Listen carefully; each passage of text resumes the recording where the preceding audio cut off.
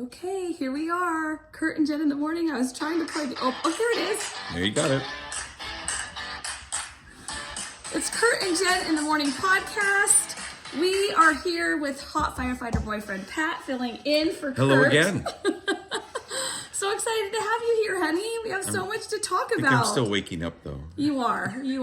And you have to go to work and as soon as we're done recording, yeah, we're like TikTok, out. Yeah, TikTok. He's like, you got to hit record right now or I'm not going to be able to do this. So there's a ton to talk about today.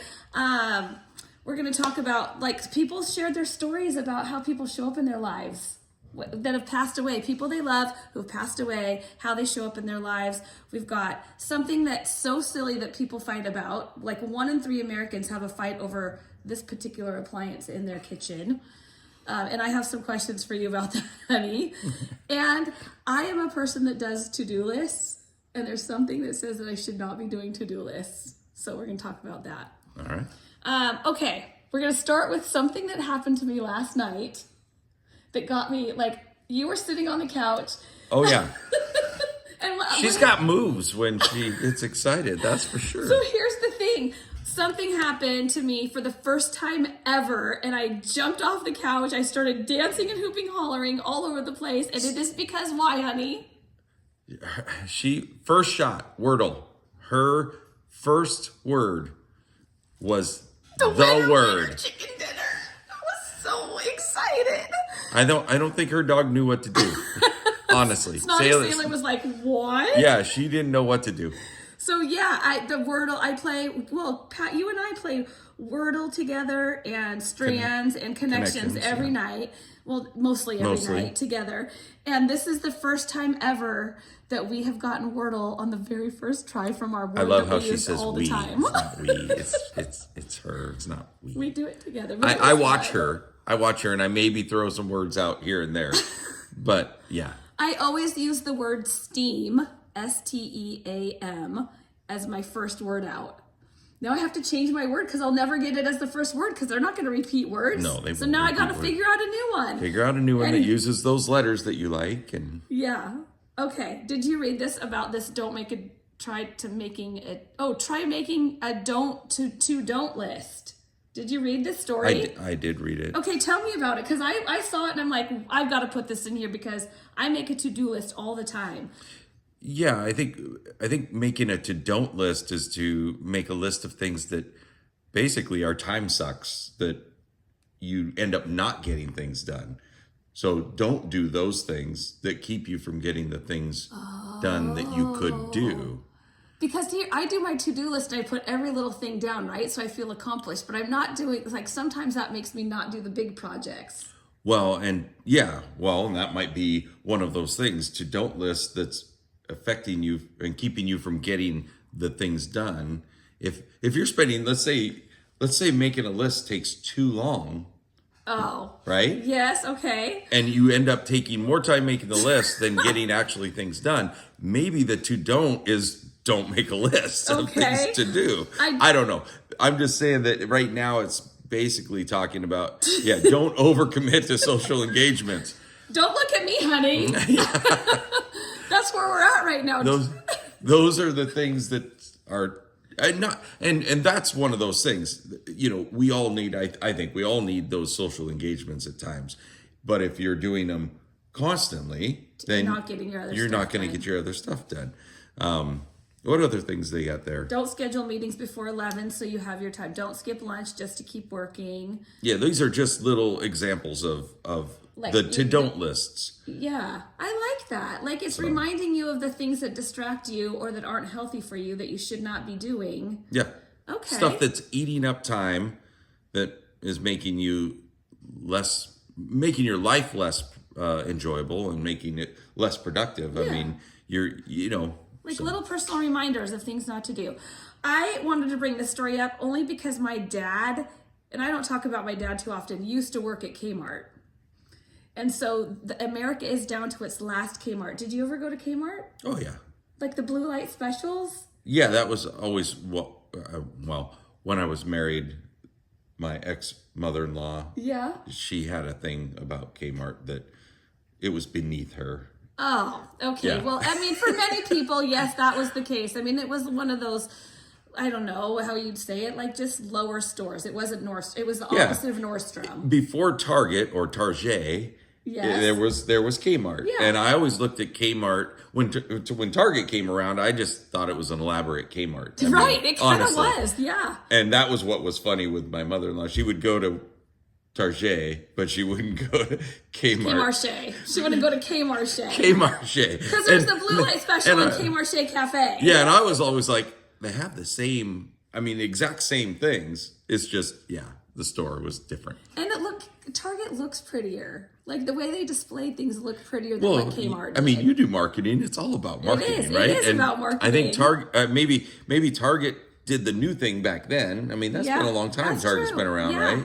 And Kmart never advanced. They kind of just stayed the same. Yeah. They had that same dang blue light, Blue light special. Blue light special. So what you're saying is, this is what the article was saying, is that like the places like Amazon, but Amazon, Target, Walmart, they kind of like took over that retail section. Yeah. That sector. And so anyway, there's a smaller Kmart in Miami. It's the last one operating in the lower 48.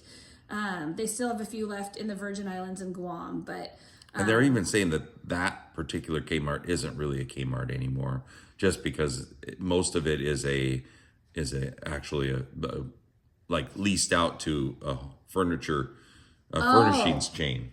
Oh, okay. So even if you walk into the Kmart, it's not the typical Kmart that you remember. It's kind of a furniture store with a little bit of other things. Okay, so they're closing the last. Am I right in saying they're closing the last one in Miami, and then there's just they're closing that one too? Is that what it is? Yeah, that's what they're saying. Okay, all right. So that's the last. They've been kind of on their way out. They have. All of them is bankruptcy, and then they merged with Sears, and then they went through bankruptcy with Sears, and so this story. I was talking to you about it earlier this morning. Made me cringe so much. There's a CrossFit nut, a gal, a 25-year-old woman in South Carolina who just went way too far with her workout. And she decided that she was going to just push it. And so she was doing running, and then she decided to do, it was ridiculous. Run a mile, do 300 squats, 200 push-ups, 100 pull-ups, and then run another mile. No. And she even was in when shape. I was in decent shape, I wouldn't do that much. No, and she was in really, really good shape, right? But your body has to have time to recover, and she was not letting her body recover, and she pushed it so hard that her biceps literally exploded. Like the doctors had to cut her biceps open to release the swelling. Yeah, when you say exploded, they swelled up to the point where ultimately the muscles were. Well, the muscles weren't, the cells were dying. They were getting... Well, they were saying that, some of the signs of, her arms were swollen. She couldn't straighten them out. She had lost feeling in her hands. She had to go to the ER, and she had something called, I don't even know how to pronounce that. Rhabdo? Rhabdo. There's a longer name for it. Rhabdo is the short. Yeah. It's when your muscle fibers are so damaged, the cells die, the toxins get into your blood. It can cause liver damage, kidney damage, even kill you. And the early symptoms are dark urine. And she had dark urine, but just thought she was dehydrated. So didn't do anything about it. Everybody has their workout. I know of so many people who've gotten, I swear, CrossFit, and I may get chastised for this, but CrossFit, I think, has hurt more people than it's helped. I know of people who have hurt themselves multiple times when they were doing CrossFit. And it's like, okay, at what point do you stop doing something that hurts you? I get that it's a good workout, but yeah. You gotta be careful. If it takes you out and ends up causing you not to be able to get to work because you're out of work. Yeah, seriously, if your exercise routine is taking you out of work, this is why I don't exercise hard, people. There's a lesson to be learned in this. There is a balance.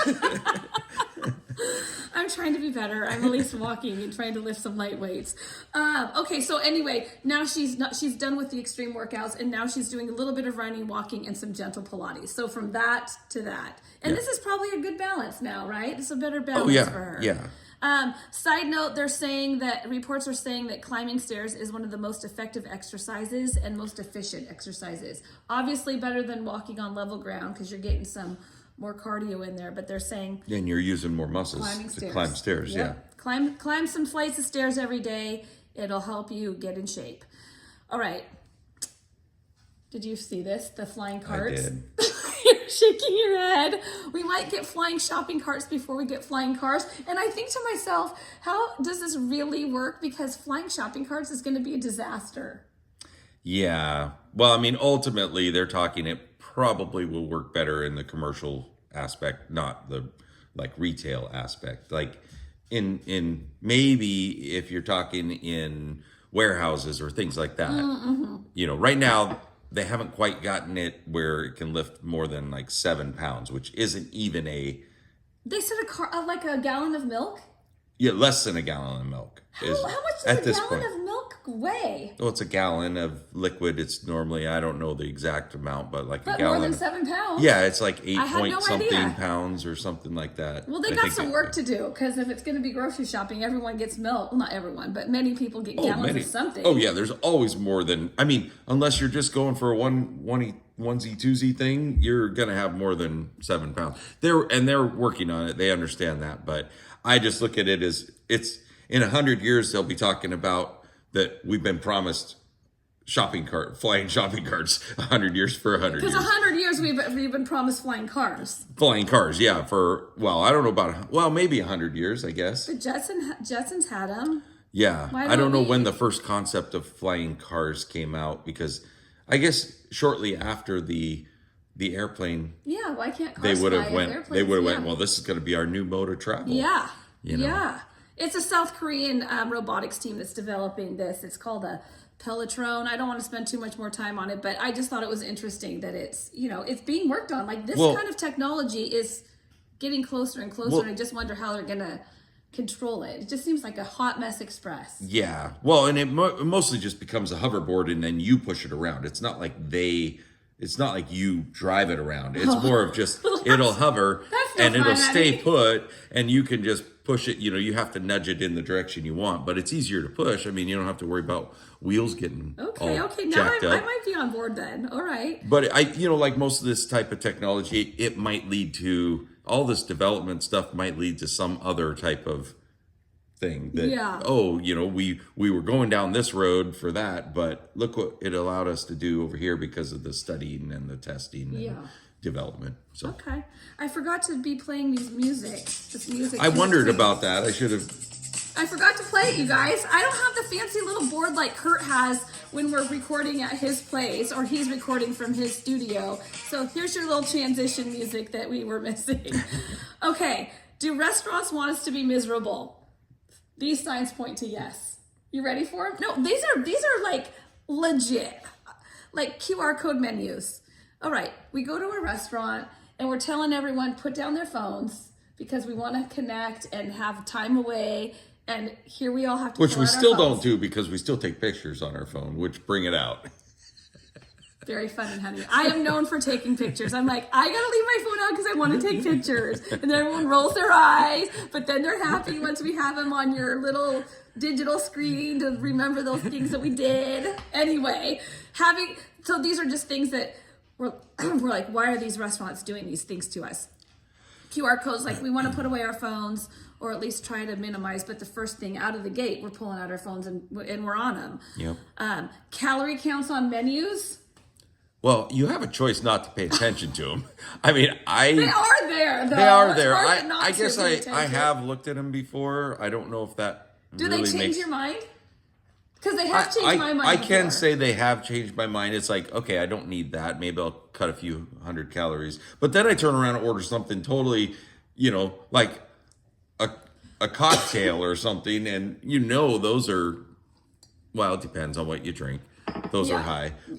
But with any type of sugar, which I don't do a lot of sugar in my cocktails, but it's still more calories than, I'll substitute and save 200 calories here, but then I'm going to drink a cocktail that's going to be 400 calories. Speaking of cocktails, that's also on the menu. Well, it's mocktails. High-priced mocktails is driving people crazy. I mean, I've ordered a mocktail at our favorite bar, Crowbar, and it was delicious, but you're still basically paying the same price as a cocktail.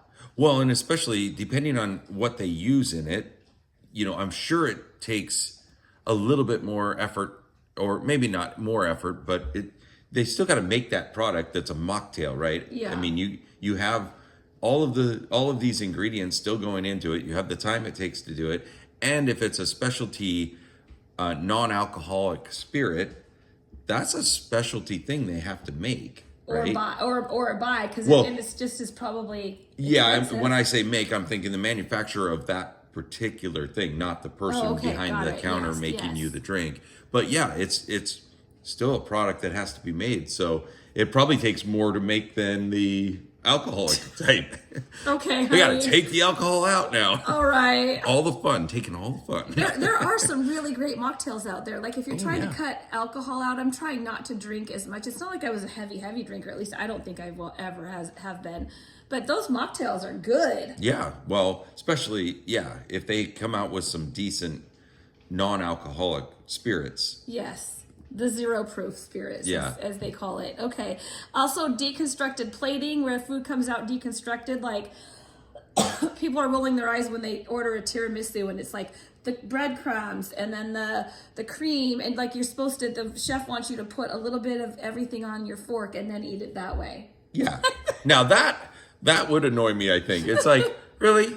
I mean, it's kind of like going to the grocery store and having to go through and check and buy your own groceries through your own self-check. You're already paying for the fact. I know. Now you got to turn around and put your own food together. Deconstructed tacos. Come on. Like there's so many deconstructed things. I get it though, but people like different things. They like different amounts. They like different, and maybe that's a good idea for some people because maybe they don't like this portion of that dessert, and so they skip it. Yeah. Maybe, I don't know. Well, here's the thing though is. It's like a trendy thing. It's a trendy little thing that people are doing and people are getting pissed at it. I mean, some people might look at it as a challenge. Like, what am I supposed to do with this stuff? That'd be me. Vegetarian meat substitutes is annoying to people, but I kind of like that. If you're a vegetarian, it gives people more things on the menu to choose from versus having to go to a vegetarian restaurant. Yeah, I mean, once again, that's a choice. If it's on the menu, I don't have to order it. Yeah. That doesn't bother me. It doesn't bother me either. Unless like 3/4 of the thing is that on a normal restaurant, then I might get annoyed because I'm like, I don't want some. I start reading, it looks all good, and then I go, okay. Then the next one, that would annoy me if there was like 3/4 of it like that. Give me some real stuff. What about table limits? Does that annoy you? Table limits. Table time limits. I'm sorry, table time limits. Like where you sit down and they tell you, okay, you have an hour and a half. Yeah, I mean, or 2 hours. I can kind of see both sides because you can sit there for. I mean, there's people who will sit there forever, and it's a busy restaurant. They're trying to turn tables because obviously that's money. And if you're done, you're not really ordering things. You're not making them any money. But that table is then losing. Money. Take your conversation outside or somewhere else. I think the bigger issue I have is when you're going and you want to be seated and you literally have somebody 5 minutes away and they won't seat you until you have your whole party. That to me is more annoying than the table limit. Give us the table limit. That's right. Yeah. But we'll seat you, but your time starts ticking when you get seated. Yeah.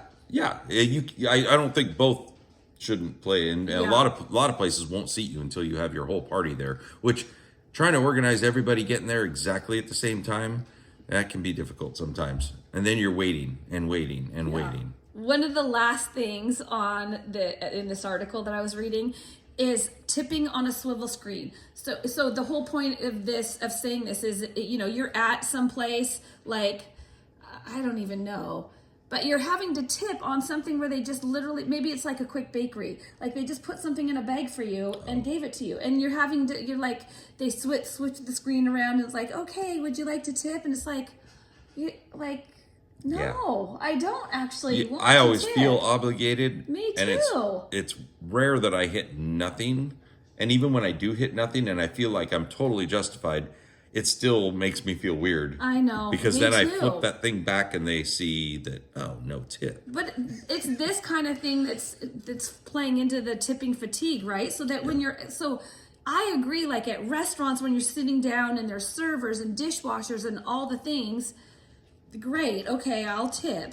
But It's at literally every turn. Yeah. We're asking to be tipped for crazy things. Well, and it used to be you tipped for, the tip was just that. It was for extra above and beyond what you expected.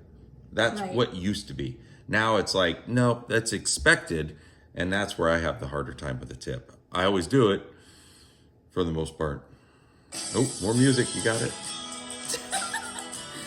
Now I'm paying more attention to the music. Kurt usually plays it at a low level, but I don't have the, like I said, the fancy stuff. All right. So we don't know how loud it is for you. Yeah, yesterday I shared a story about the hummingbird that showed up when I was in a really bad place over the weekend. And that's how one of my best friends who passed away, Stacy, shows up in our friend circle. She shows up in the form of a hummingbird. Like, that's what we believe. And so she had showed up right in front of my window in my backyard. I was at the kitchen in front of the sink, and there she was. We hadn't seen a hummingbird all season. There and then gone. Made sure I saw her, and then off she went. So that led to the question, how do people you love who have passed away show up in your life? And you had a story about your dad, where when your dad first passed away. Yeah, I didn't see him like show up per se. No, but yeah. But my dad was notorious. He was a project type of guy. Oh, imagine that. I know, right? The apple doesn't fall far from the tree on that. And he would do a project on one bench in his shop, and then all the tools from that project would stay there. And then he'd do another project over in another bench, and all those tools, and so on and so forth. Pretty soon his tools were scattered throughout the shop. And I always had a hard time going down and doing any projects down there because I couldn't find stuff. So shortly after he passed, I was doing a little project for my mom, and I needed a tool. And I walked out into his shop thinking to myself, oh man, where is this thing? And I literally said out loud, okay, Dad, where'd you put it? and the first drawer I went to, there it was. Aww. And I was like, okay, thank you very much. Because, I could have spent a long time looking for that. So that was my little. I love that kind of stuff. Like, it really touches my heart. So my friend Stacy, who passed away, she had a twin sister, Lynn. She had texted me last night. I shared this story with you.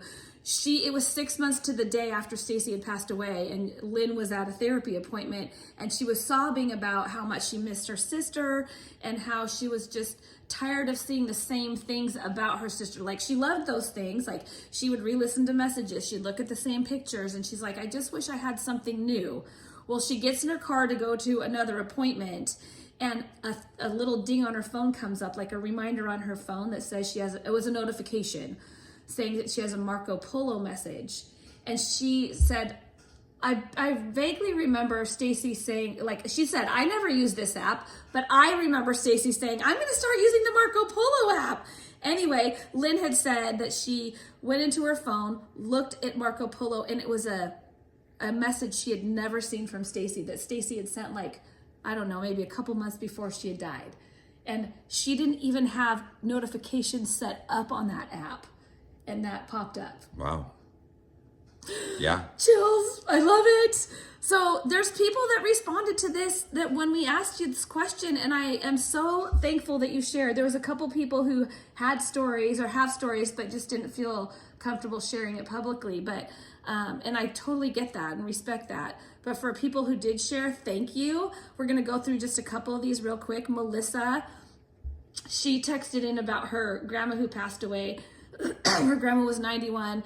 They did the graveside funeral service. They opted not to do a graveside funeral. But she went. Okay, that's right. But she went to watch her be buried, and she was the only one there. Mm-hmm. And there was a butterfly that was right next to her. No, not a butterfly, a ladybug. I mean, a ladybug. I meant to say ladybug. Yep. I had that in my mind. And what happened? So many stories. So when the I believe when the grass was being rolled over the gravesite, the plot, a ladybug flew. Well, actually, let's see. It actually talks about wrapped in a blanket. She was wrapped in a blanket. A ladybug landed on her hand. Oh, that's right. And then after the grass had been rolled over the plot, the ladybug flew away. And I told her goodbye. This is what Melissa said. So then after that, ladybugs began. It inundated their life. They get in the car, ladybug inside, open a laptop, ladybug, anniversary party, ladybugs on the tree, and it goes. The Two list homes. goes. She had two homes where the lake was infested with ladybugs. Infestation. Yeah. And even her kids bought homes as they grew up and bought their own homes. Yeah, they had ladybug issues. Not issues, but it was issues to them, although it was their grandmother in their mind showing up. So it was like a hello and not a goodbye. Yes. And I love that. And then someone else who knew Melissa said, Bree said, I was at your house and I saw a ladybug, and she believed the same thing. Marilyn talked about her dog Bubba, who used to carry little pebbles in her paws. And then used the dog, to drop out. Yeah, they used to drop on the floor, and then the dog passed away, and they don't wear shoes in their house, and every once in a while they'll feel a pebble on their foot, and they'll be like, okay, there's Bubba. Yep. What else? What else do we got? Corey, her mother Corey's loved story. birds of all sorts, and since her mother's passing, she thought that she would see birds as some kind of coming to visit her, and said now she ends up seeing dragonflies, and they've been like she says here, every time she sees a dragonfly, that's her sense, that overwhelming sense of her mother's coming to visit her. Aww. And she's had a number of different things there that have come, like a dream at night and all that. Okay. Beverly, she weighed in and said that she walks down her sidewalk at the driveway. There's a hydrangea bush and there's a small white butterfly, and she believes that's her dad, just giving her some sense of peace and warmth in her heart when she sees that white butterfly come out. Sandra commented that she sees Facebook memories at just the right time and at a random memory at a strange time, or a phrase that someone says. And Laurel says that she feels like when someone has passed away that is close to her, she calls him a God's wink, is when she has those little feels. Yeah. And I'll just share one more story about my mom because it's pretty profound. My mom's mom passed away, my Nana. My grandfather had already passed away. It was in the winter time. And my mom has a hydrangea bush, and my grandmother had a whole bunch of hydrangea bushes, or not hydrangea, I'm sorry, rhododendron bushes in her yard. And my mom has some in her front yard. Dead of winter, my grandmother's favorite color is yellow. I kid you not, one flower bloom, yellow, in the middle of winter, shows up on her rhododendron bush after we had a ceremony for my grandmother. Oh, wow. Has that ever done it again? No, and it's not a yellow hydrangea bush. It's a pink one. Wow. Yeah. So that's something, people. That is something. All right. Oh, I forgot. I lost my transition music. Here's one more. It's coming. It's coming. Wait for it. Oh, this is kind of a good vibe. All right. Pat's got to go to work, so we got to hustle this up. 1 out of 3 Americans have an argument over dishwashers. Dishwasher use. Yes. So, I mean, people have particular ways of loading the dishwasher. I know that was a big bone of contention with my mom and my sister. There was like opposites of loading. My mom is very specific. It has to be a certain way. And, 1 in 3 Americans have had a disagreement over the use of a dishwasher. Yeah. 1 in 3. I mean, there's right and wrongs depending on, I think even depending on the dishwasher itself. Because some dishwashers, I think, do better certain ways, in my experience. Like what? Well, because I've used multiple dishwashers. Yes. We have 15 fire stations, and we have, over the years, we've had different dishwashers in there, and some work one way, some work.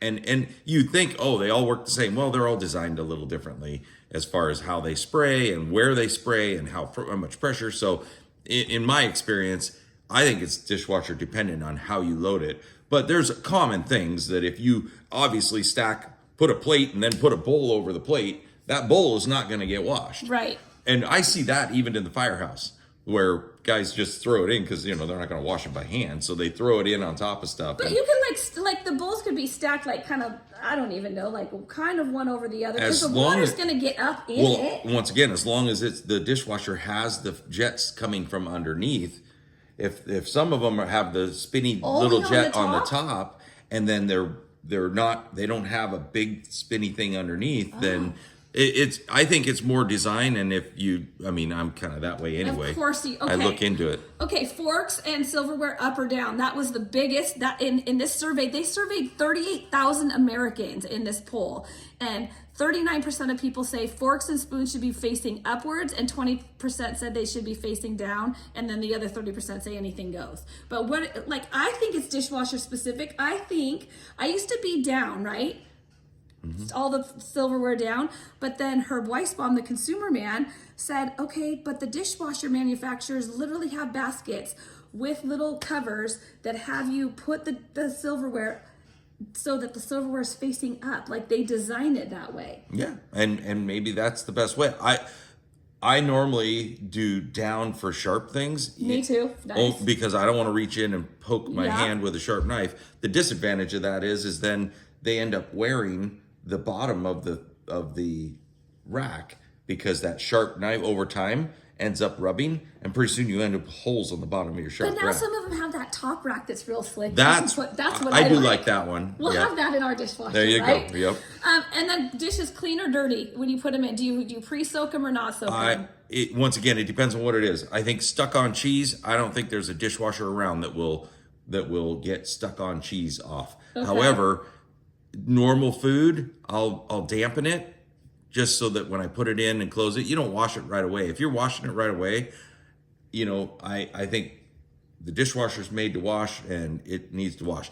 Rinse the big stuff off, because it has a grinder in it that grinds the food as it goes down the drain. I did not know that. Yeah, they have a little impeller in there at the bottom when it goes through the drain. They have a shield basically, but as things get down in there, it grinds it up and spits it out, and it goes typically into your sink at the garbage disposal if you have one. If you don't, it goes down. This is why I love you so much, because you know all the things. But anyway, a lot of people have the problem you have is that you throw something that's not rinsed in there and then let it sit for a while. Yeah, it's gonna harden, and then it's gonna take more. Like anything, you soak your dishes, and guess what? It comes right off. So if you wash them right away before they dry, I say throw them in there and let them go. Okay, one last question. Without rinsing. Pots and pans, top rack, bottom rack, doesn't matter, or should they not even be in the dishwasher? Well, some people really like their pots, and they think that the dishwasher detergent which is a little bit more harsh, will damage the pots. That's a different topic, I think, than top or bottom. I think where they fit. Heck, you could do a whole load of just pots and pans and put them top and bottom. What difference does it make? They just take up so much space, so I'm like, just wash them. It's probably better for them anyway that you're hand washing them. Well, yeah, it's all about space, and if you want to fit things in, but it doesn't. If it hurts your pants, then obviously no, but I don't think it matters personally. Okay. But that's me. Okay, so this transitions into our topic for tomorrow. What are some of the silly things that you and your partner argue about? Silly things that you argue about. That's what we want to know for tomorrow. Pat has got to go to work. I'm so glad that you're here with me, honey. Thank you. We're going to play our little music going out. Have a great day. Make good choices. Find joy. Spread kindness. Thanks again, Pat. Love you. Have a great one, you guys.